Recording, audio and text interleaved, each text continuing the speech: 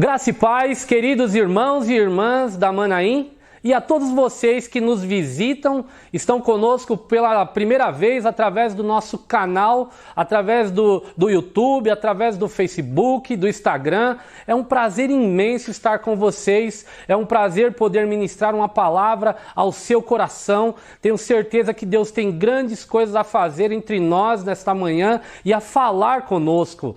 Nós estamos em nossa comunidade pensando sobre uma igreja viva, uma igreja que pulsa o Evangelho e sai para fora dos portões. Hoje nós estaremos pensando sobre uma igreja que partilha a vida e a comunhão nas confrarias. Para isso, nós escolhemos o texto que se encontra em Atos dos Apóstolos, capítulo 2, do versículo 42 ao 47. Eu quero estar lendo com você. E perseveravam na doutrina dos apóstolos, e na comunhão, no partir do pão e nas orações. Em cada alma havia temor, e muitos prodígios e sinais eram feitos por intermédio dos apóstolos. Todos os que creram estavam juntos e tinham tudo em comum. Vendiam as suas propriedades e bens, distribuíam o produto entre todos, à medida que alguém tinha necessidade. Diariamente perseveravam unânimes no templo.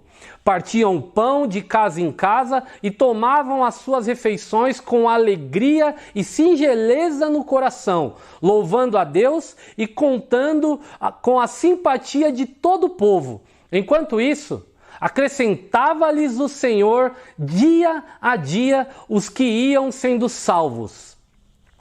Esse texto, ele está colocado, a palavra de Deus, ela conta esse texto, ela demonstra esse texto para nós, logo em seguida do Pentecostes e da conversão de 3.000 almas.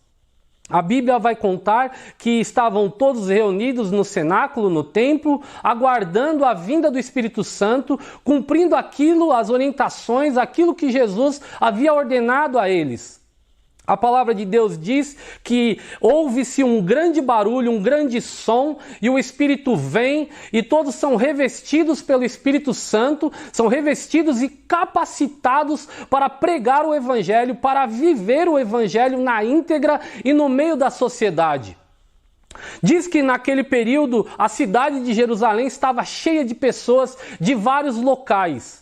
A palavra de Deus vai nos contar que quando o Espírito vem, eles começam a falar em novas línguas, mas eles também começam a entender as línguas matriarcais de cada um.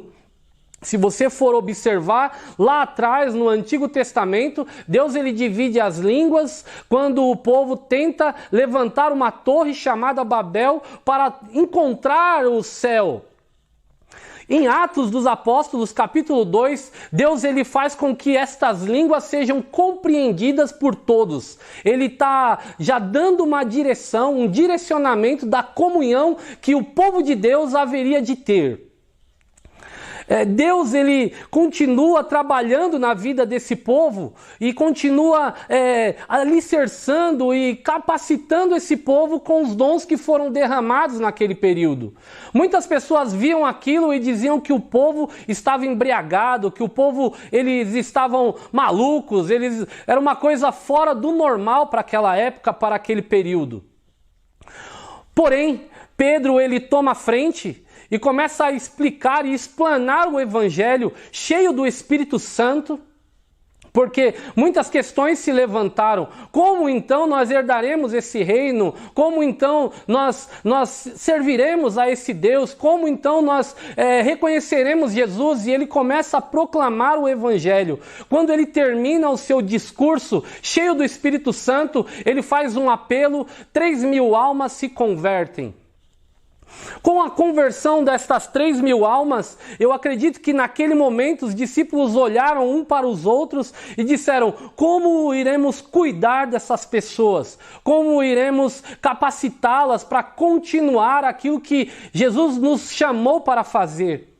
Então eles começam a se organizar de casa em casa, de lar em lar, partilhando o pão, partilhando a vida, eles tinham tudo em comum. Eles não vendiam as propriedades para enriquecer um ao outro, mas eles vendiam e eles partilhavam para que ninguém passasse necessidade.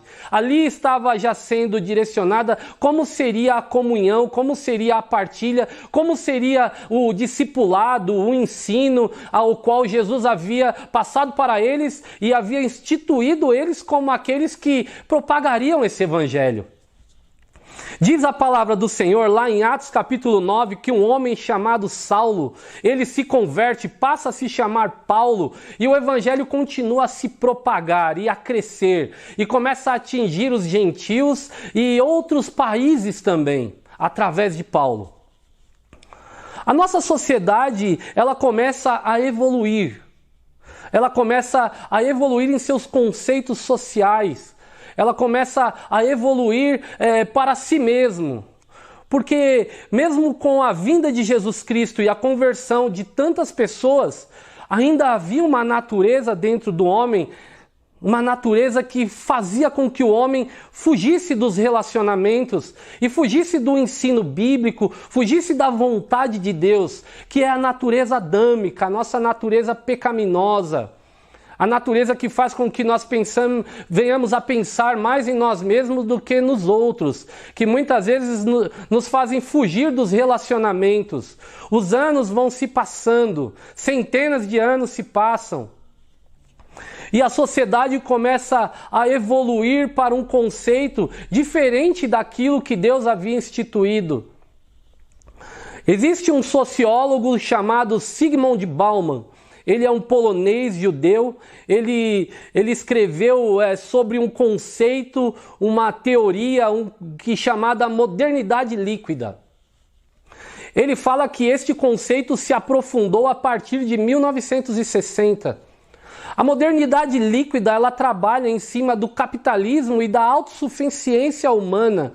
Ela vai falar que os relacionamentos humanos, as relações humanas, elas vão ficando em segundo plano, elas vão ficando para trás e a sociedade começa a ficar uma sociedade egocêntrica e a pensar em si mesmo. Vocês vão vendo que o padrão bíblico de Atos dos Apóstolos, capítulo 2, se desenvolve, a igreja cresce e agora a sociedade desenvolve o seu próprio conceito, a sua forma de viver, e começa a se distanciar um dos outros, porque esse conceito de modernidade líquida vai falar que os relacionamentos agora são relacionamentos líquidos. Por que líquido? Porque líquido não toma forma, líquido não tem solidez, líquido não tem força, sabe? Não tem resistência. O líquido se amolda e ele se propaga, ele se espalha de forma muito fácil. Por isso ele chama esse conceito de modernidade líquida. E ele fala que a sociedade caminha para viver este conceito da modernidade líquida. E aí ele vem trabalhando alguns pontos. Ele fala ainda mais, ele fala que nada é feito para durar. Em um mundo de incertezas e cada um por si. Nada é feito para durar em um mundo de incertezas e cada um por si. Olha só como esse conceito afeta aquele período, em 1960, se aprofunda e ele acompanha a sociedade até os dias de hoje. Este homem, ele ganha vários prêmios por isso e ele é um dos homens que foram muitas vezes requisitados para falar sobre a evolução da sociedade. Ele trabalha ainda mais, ele trabalha o conceito de que o homem ele tem essa tendência a se distanciar um do outro. Ele trabalha que o homem se distancia da moral porque ele tem essa coisa do egocentrismo dentro dele, introduzida nele. A Bíblia vai dizer que isso é a nossa natureza caída. Isso que nos faz distanciar. Ele fala que é um conceito social isso. Ele vai traçando esse paralelo e a gente vai começando a pensar que o porquê que nós nos distanciamos tanto. Ele vai dizer que as amizades e os relacionamentos conjugais, eles são agora para serem consumidos. Ele trabalha o consumismo também exacerbado do homem. O homem começa a consumir os relacionamentos. Eu me relaciono com alguém porque eu tenho afinidades e porque essa pessoa tem algo a me oferecer. A partir do momento que ela já não tem mais algo a me oferecer, essa pessoa já não serve mais para andar comigo, para falar comigo, para pensar aquilo que eu quero que ela pense. Parece que a gente compra robôs para andar ao nosso lado. E isso nos distancia das pessoas, porque ninguém é igual a ninguém. Cada ser humano, ele é individualmente diferente. Os seus conceitos sociais, a sua cultura familiar, muitas das vezes vai te distanciar das pessoas. E esse conceito de distanciamento, ele não está apenas na sociedade para as amizades, mas ele também adentra os nossos lares. Observe isso, lá em Atos partiam o pão de casa em casa, faziam a vontade de Deus, partilhavam a palavra, tinham a doutrina dos apóstolos firme, agarrada, firmada no coração. Agora a sociedade começa a viver a sua vida, a viver aquilo que ela quer viver e a pensar aquilo que ela quer pensar. Isso é a nossa natureza adâmica nos conduzindo para distante dos preceitos do Senhor. Outra coisa que ele fala é que essa modernidade líquida, ela é ágil. Ela se adapta àquilo que a sociedade está oferecendo no momento. Em 1960, não eram as mesmas formas de se relacionar que as que são hoje. Hoje as pessoas se relacionam não apenas presencialmente, mas pelo Facebook, pelo Instagram, e várias outras ferramentas aí, vários outros sites de relacionamento que existem aí hoje. E as pessoas fazem essa opção porque elas não querem ter firmeza, substância. Elas não querem partilhar a vida de fato. Elas só querem partilhar a alegria, que muitas das vezes é uma alegria falsa. Muitas das vezes é uma alegria que está só no estereótipo da pessoa. Ele trabalha isso, ele fala que ela se adapta e esse consumismo vem junto. As pessoas agora já não são mais o que realmente elas são por dentro, elas são aquilo que está no exterior delas, aquilo que elas demonstram, as curtidas que elas ganham. Se essa pessoa tem mais de 100 curtidas em uma foto, essa pessoa, ela é a pessoa que eu quero ter do meu lado socialmente.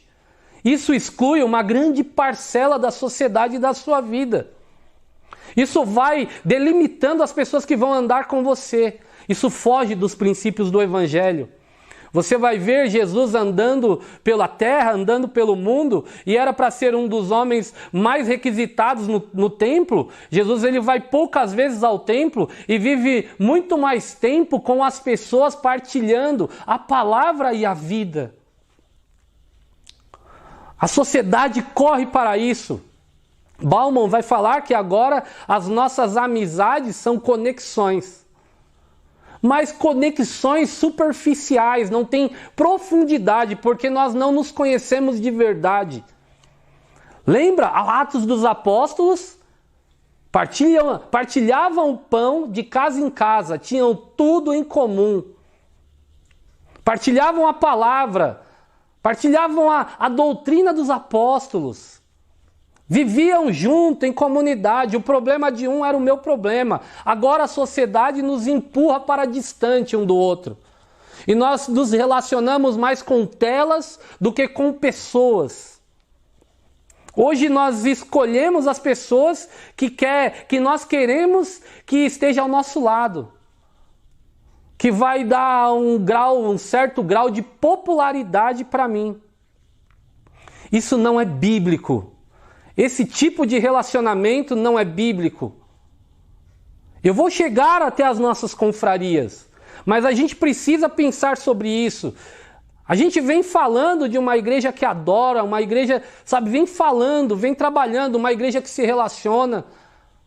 Mas a gente, para chegar até as nossas confrarias, precisa entender o propósito de Deus nas nossas confrarias e nos pequenos grupos, em nossos pequenos grupos. Isso afeta diretamente esse comportamento social. A modernidade líquida afeta diretamente as igrejas. Esse padrão de escolha, de consumismo, afeta diretamente as igrejas.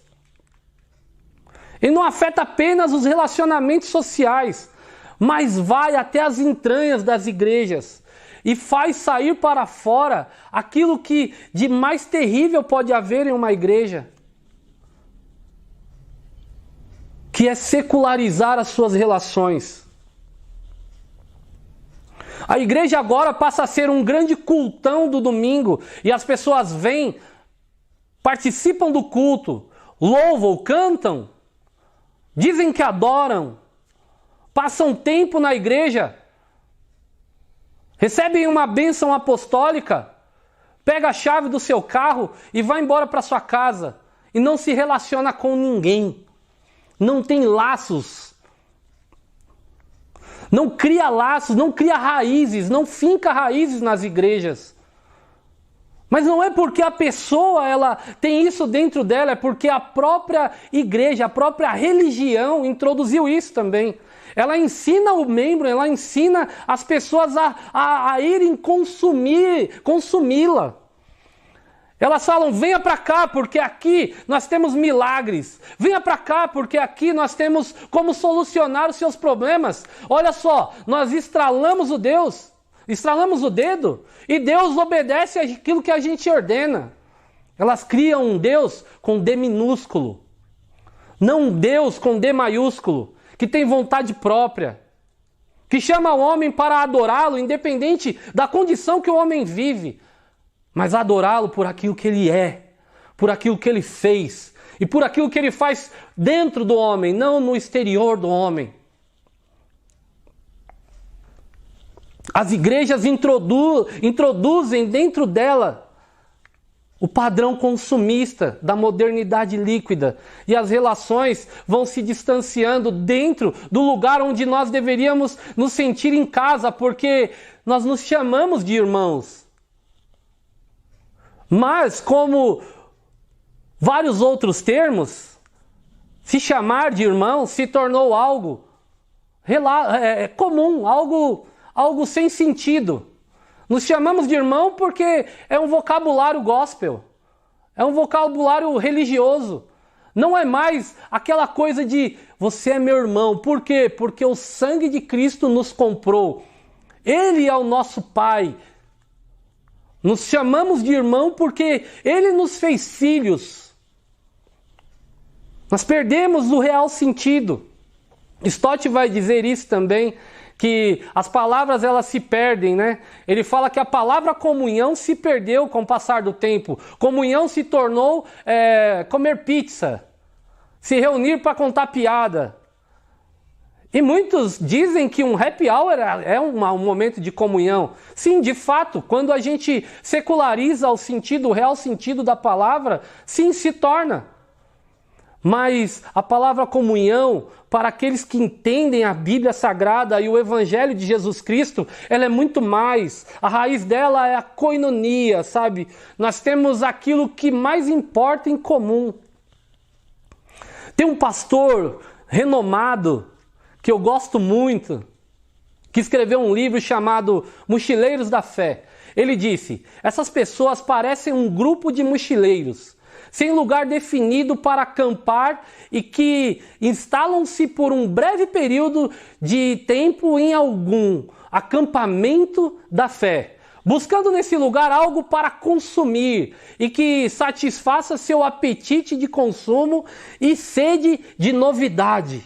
A igreja começa a criar coisas novas, sabe, fazer coisas secularizadas assim para chamar a atenção do povo, porque o povo não tem mais raiz, eles são mochileiros, eles estão buscando um lugar que resolva o problema deles, sabe, mais rápido, no estralar de dedos. Porque a igreja introduziu esse conceito dentro dela, do consumismo. E aqui a gente começa a pensar, por que então confrarias? Por que pequenos grupos? E quais as suas funções? Por que então a igreja luta tanto nós, nesse período de pandemia, lutamos tanto para que os nossos pequenos grupos, as nossas confrarias continuem a pulsar o Evangelho.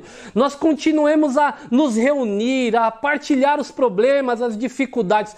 Por que tudo isso? Por que esses irmãos ficam o tempo todo mandando mensagem, mandando folheto, faz culto de confraria? Por que então tudo isso? Por que eles ficam impulsionando tanto a gente para se aglutinar e não para se espalhar? Sabe por quê? Por que então isso? John Stott vai dizer que a necessidade básica de comunhão reconhecida pela Bíblia não pode ser suprida nem no cultão dominical ou até mesmo com as reuniões semanais nos templos. O culto dominical não vai suprir a sua necessidade de relacionamento, principalmente com Deus e também não com o próximo. O culto dominical não vai te fazer crescer no relacionamento com Deus, porque o relacionamento com Deus vai sempre te lançar para o relacionamento com o próximo. Ele fala mais ainda, ele fala, sempre há algo de antinatural e subhumano nas grandes multidões. A tendência é serem mais agregações do que congregações.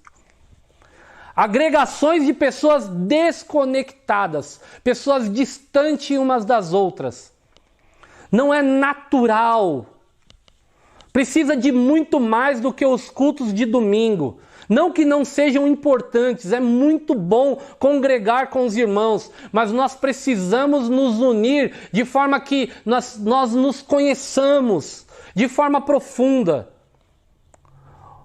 Que nós venhamos a desenvolver entre nós confiança no partilhar da vida. Que eu possa encontrar um irmão no domingo, mas que eu possa parar na semana para tomar um café com ele e partilhar a palavra ou partilhar os meus problemas. Não ter vergonha de falar das minhas dificuldades, porque o mundo faz isso com a gente. Faz a gente se tornar um religioso, e um religioso não mostra fraquezas, porque o religioso não pode ter fraquezas. O religioso tem que estar sempre bem vestido, caminhando com o queixo levantado, com o peito estufado. O religioso, ele é ensinado a isso. Mas o cristão genuíno e verdadeiro é aquele que entende as suas fraquezas e entende que precisa partilhar ela com o outro. Jesus veio mostrar isso. Você vai ver ele se relacionando com Pedro, completamente difícil, ignorante, um Pedro que o negou, um Pedro que cortou a orelha de um oficial, um Pedro que sabe, estava lá cabisbaixo, mas você vai ver Jesus se relacionando com ele e perguntando a ele o quanto ele o amava, entendendo as incompreensões interiores de Pedro. O relacionamento cristão, ele só vai crescer quando nós tivermos confiança uns nos outros. Stott vai dizer mais. O chamado da igreja é desenvolver uma contracultura cristã. Nós não precisamos de um sociólogo para nos ensinar como viver o evangelho na íntegra. Ele observa mais a vida do que muitas vezes a gente que está dentro da igreja. A importância do relacionamento e como a sociedade está nos impulsionando para se distanciar uns dos outros. Nós precisamos voltar a se relacionar. Para isso, nós desenvolvemos as nossas confrarias semanais. Para ter uma igreja viva, bíblica, que adora, que evangeliza e que se relaciona. Se faz, sim, muito mais necessário do que os cultos dominicais. É quase que impossível desenvolver um discipulado genuíno, cristão, verdadeiro, através da palavra de Deus, apenas nos cultos de domingo. O pastor presidente não consegue acompanhar a cada irmão da igreja nas suas dificuldades. Por mais que ele seja um cara completamente capacitado para várias áreas da vida, ele não vai conseguir acompanhar um a um. Por isso nós desenvolvemos as confrarias. Até mesmo se reunir o conselho pastoral da igreja, eles não vão conseguir acompanhar um a um, no seu individual, no seu problema, nas suas dificuldades. Mas nós temos essa visão de reino, a visão de quebrar, de ir contra a cultura atual, com o Evangelho de Jesus Cristo e desenvolver líderes para cuidar de pessoas nas nossas confrarias. A igreja precisa se desenvolver e cumprir sua missão no mundo, que é proclamar o Evangelho através da palavra de Deus e de relacionamentos cristocêntricos. Para isso nós aplicamos o pastoreio nas confrarias, nos pequenos grupos. Para isso nós desenvolvemos isso. Nós não deixamos ninguém, como nós costumamos dizer, ninguém solta a mão de ninguém e o líder é o primeiro a pegar na mão. Por que de tudo isso? Porque vidas e relacionamentos restaurados apresentam o Cristo que restaura a um mundo destruído por uma cultura individualista. Por isso nós geramos esse acompanhamento. Por isso nós prezamos por isso, nós valorizamos isso. Nós nos reunimos para falar sobre isso. Nós compramos e lemos vários livros para pensar sobre isso, para sempre estar se atualizando, para que nós não deixemos o Evangelho de lado, para que nós continuemos a nos relacionar como igreja, como corpo. René Padilha vai dizer que a missão cristã não é uma questão de iniciativa pessoal, mas uma expressão da vida que nasce e se fortalece na comunidade do Espírito. Olha só como um pensador, um teólogo renomado, ele se aprofunda em uma frase na questão do relacionamento. Não é algo pessoal, sabe? É algo do Espírito Santo. Expressa a vida que a gente tem com Deus, o relacionamento. É algo do Espírito. A gente precisa buscar isso em Deus. O mesmo René Padilha vai dizer ainda: o meio mais efetivo para o cumprimento da missão cristã não é o que os cristãos dizem ou fazem, mas sim a comunhão que vivem em termos de amor, entrega e cuidado mútuo. O cumprimento da missão cristã está alincado ou está necessariamente amarrado na comunhão em que vivemos. O amor, a entrega e o cuidado mútuo trazem sentido ao amor verdadeiro cristão.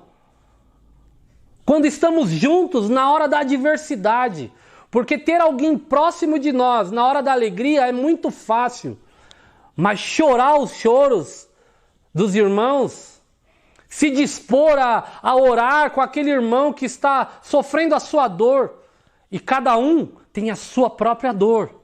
A dimensão da dor do irmão não é medida pela minha opinião própria. Eu preciso entender que a dor dele é a dor dele. Se eu quero me envolver com ele, eu vou sofrer a dor dele, na proporção dessa dor. Padilha é muito profundo nessa questão do relacionamento para o desenvolvimento e crescimento do Evangelho. O slogan de nossas confrarias é: lugar de partilha e do milagre. Os dons se desenvolvem nas nossas confrarias, são colocados em prática.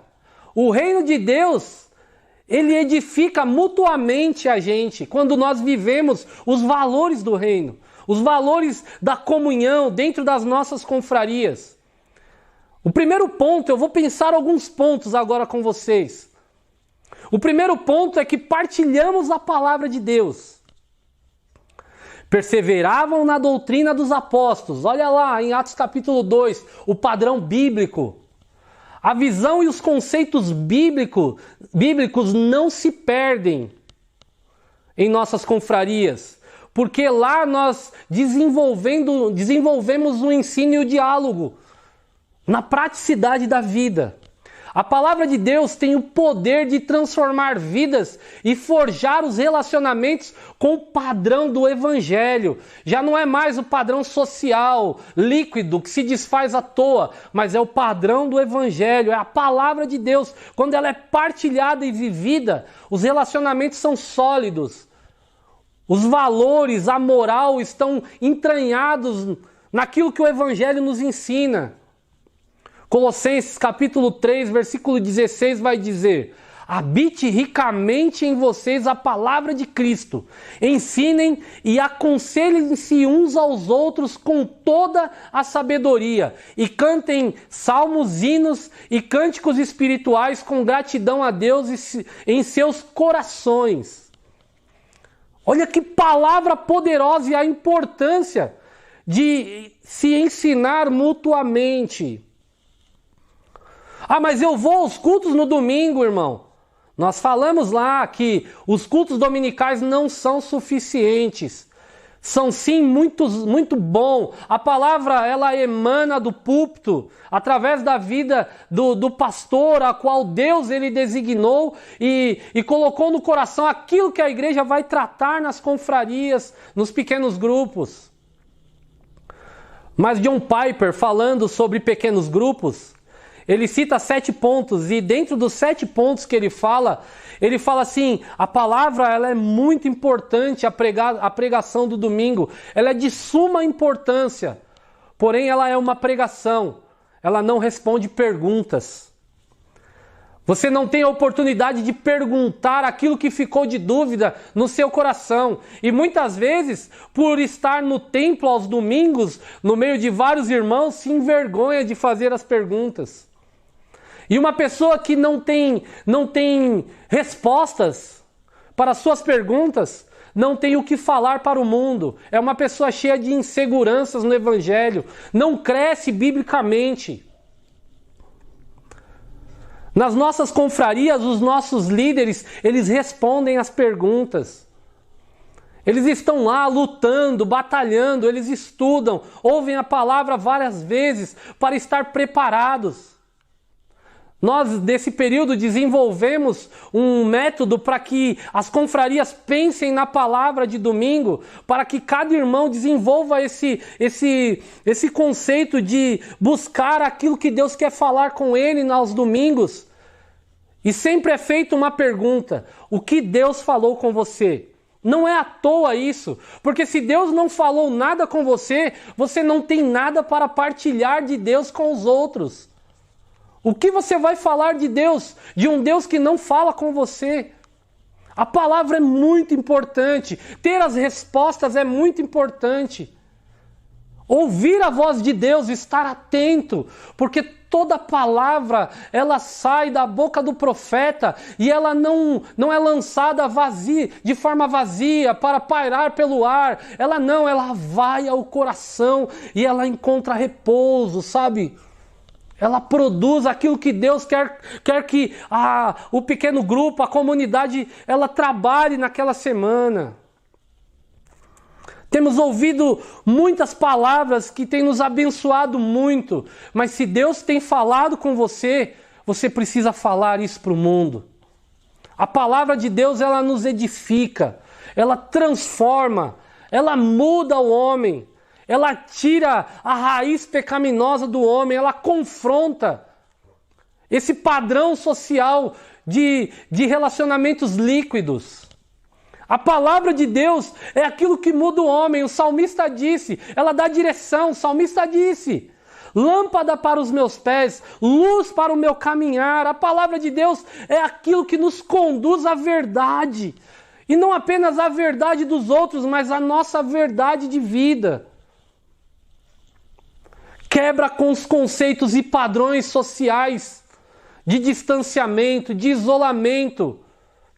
Não é esse da pandemia, não. É o isolamento pessoal, egocêntrico, em que vivemos. A palavra de Deus, ela transforma o homem e faz dele um homem que convive em comunidade, que vive a koinonia do Senhor. Por isso nós partilhamos e incentivamos a cada irmão a buscar essa palavra, a fazer perguntas, a compartilhar aquilo que Deus falou com você. A palavra de Deus é o alicerce de uma vida cristã saudável. Partilhamos a vida também. As dificuldades vêm à tona. As fraquezas dos irmãos, as nossas fraquezas, as minhas fraquezas são partilhadas em nossos pequenos grupos. Lá a gente chora junto, a gente se alegra junto.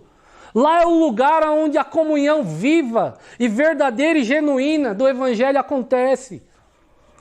Eu vejo nos grupos as pessoas falando das suas dificuldades e os outros ouvindo, acolhendo no coração e partilhando a vida. Sabe, a caminhada cristã não é feita para o homem andar sozinho. Nós precisamos partilhar a nossa vida. Desenvolvemos a comunhão bíblica nas nossas confrarias. Ouvir e se preocupar com as dificuldades de um irmão faz parte de viver o Evangelho.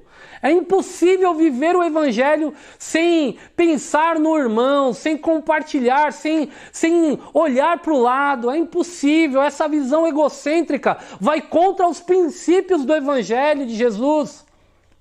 Os exemplos que Jesus dava. E não é só com aqueles que eu tenho afinidade, é com aqueles que a religião exclui. Jesus vai a um poço e encontra com a mulher samaritana. Várias barreiras religiosas e sociais foram quebradas. Para vivermos a vida de Jesus Cristo em nossas confrarias, essas barreiras precisam ser quebradas, porque elas distanciam a nossa vida um do outro.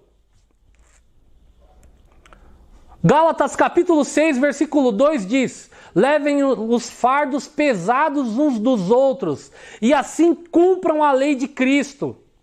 A lei não é um padrão religioso. A lei é se relacionar com o outro, tomar o outro no ombro, cuidar, acolher, pegar aquele que está fraco e não excluí-lo. Aquele que caiu em pecado é muito mais fácil excluir do que tratar o pecado dele, do que pensar nele como um indivíduo alvo do amor do Senhor Jesus. Aquele por quem Jesus morreu, cheio de complicações e dificuldades pessoais, sim. Mas ele é aquele por quem Jesus morreu. Jesus se entregou por ele. Jesus ama aqueles que nós não costumamos amar. Os olhos dele é cheio de compaixão para todos. E estes olhos precisam estar em nós também. Nossos olhos precisam olhar como ele olha. Levem os fardos pesados uns dos outros. Tomem no ombro, sabe? Não deixe o irmão caído. Os nossos líderes estão fazendo isso de uma maneira que eu me admiro. Sabe, eu fico olhando e eu fico orando a Deus e pedindo a Deus graça, sabe, para compreender isso, porque isso é coisa de Deus. Isso é coisa do Evangelho, sabe? Nós estamos em um tempo em que muitos estão sofrendo com depressão, muitos estão sofrendo com desemprego, muitas coisas têm acometido enfermidades e os líderes estão ali lutando, batalhando, sabe? É a mãe de um que fica doente e o líder está lá orando, chamando a confraria para orar. É o líder que fica doente e a confraria vai lá e acolhe e ora. É o familiar. Levem os fardos pesados uns dos outros. Esse é o padrão de Jesus. Não se poupem, se entreguem. Esse é o padrão do Evangelho. Se você, de alguma forma, não tem pensado sobre o seu líder, sobre aquele que Deus colocou ali para liderar o seu pequeno grupo, comece a pensar na vida dele como algo especial que Deus deu para você. É um presente de Deus na sua vida. O seu líder é um presente de Deus na sua vida. Se você nunca escreveu uma frase ou falou algo para ele, não perca essa oportunidade. Reconheça o trabalho árduo que ele tem feito para manter todo mundo unido. E ele não é um super-homem, ele se desgasta também. ele tem vida também, ele está passando pelo mesmo período de dificuldade, ele tem família. As famílias deles também têm dificuldade de relacionamento.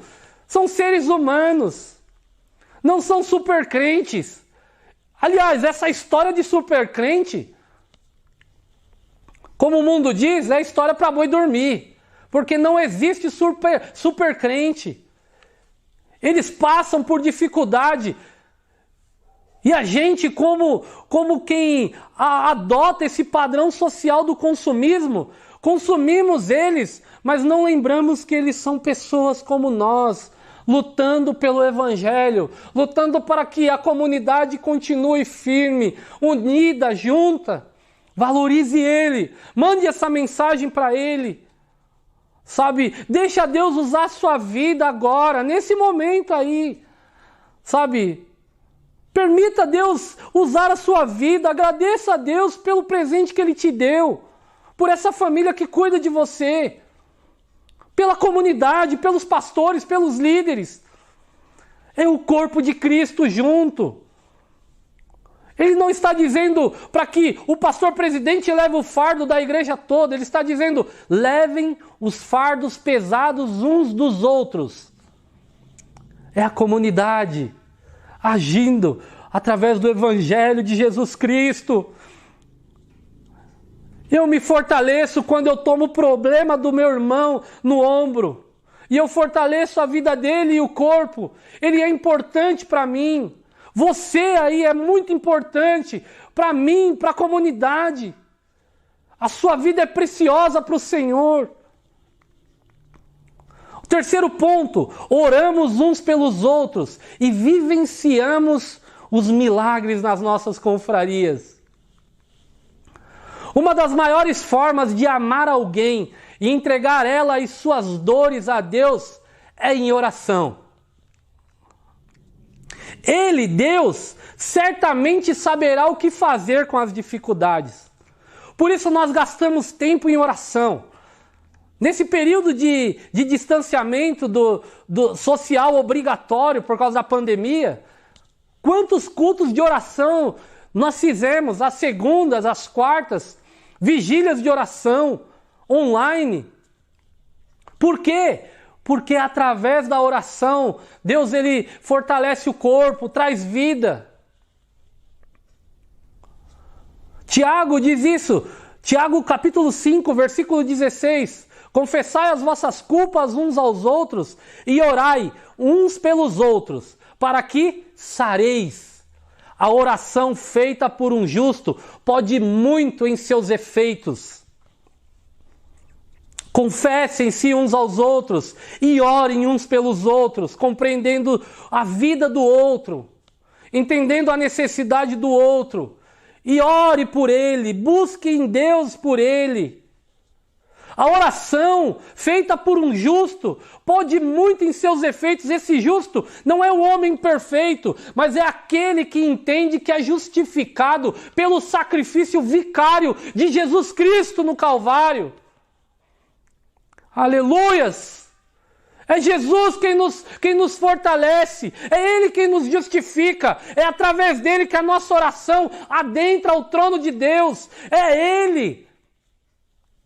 Ele é tudo para nós, não porque somos perfeitos, homens perfeitos e mulheres perfeitas, mas porque Ele nos deu esse acesso, Ele pagou o preço que não podíamos pagar. Ele reatou os nossos laços com Deus. Aquilo que nos distanciava de Deus, que havia rompido com o relacionamento com Deus, Jesus veio e religou através da sua morte e através da sua ressurreição. Junto com Ele nós vivemos para Deus. Jesus é tudo para nós. As nossas orações vão até o céu, sim, através do sacrifício de Jesus. Por isso devemos orar uns pelos outros. E eu pude ver, por esses dias, quantos milagres o Senhor tem feito. Não por nossos méritos, mas porque Ele é bondoso, porque Ele é misericordioso. Quantas curas o Senhor tem feito em nossa comunidade. Quantas portas de emprego se abriram? Quantas promoções vieram nesse período? De tanta adversidade, onde aos olhos humanos nada iria acontecer. Pessoas compartilhando que oraram por situações, por algumas coisas nas confrarias, um orando pelo outro. E Deus abençoou. Pessoas que foram acometidas por esse vírus, oraram uns pelos outros e Deus preservou a vida. Não que os que vieram a falecer não tenham sentido nenhum, mas Deus guardou as nossas vidas. Deus cuidou, Deus ouviu. Porque se vivemos para Ele, todas as coisas estão no controle de suas mãos. Nada foge ao controle das mãos dele. Se a vida se esvai, é porque Ele quis assim. E se Ele determina que continuemos a viver, é para viver para Ele. Deus é tudo em nós. A oração de um justo pode muito em seus efeitos. Por isso, partilhamos a vida, partilhamos a comunhão, partilhamos a oração um com o outro e uns pelos outros. Prezamos pela oração.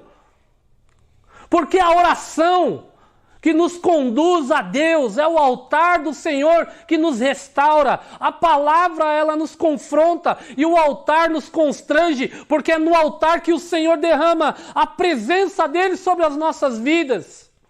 Aleluias! Louvado seja o nome do Senhor.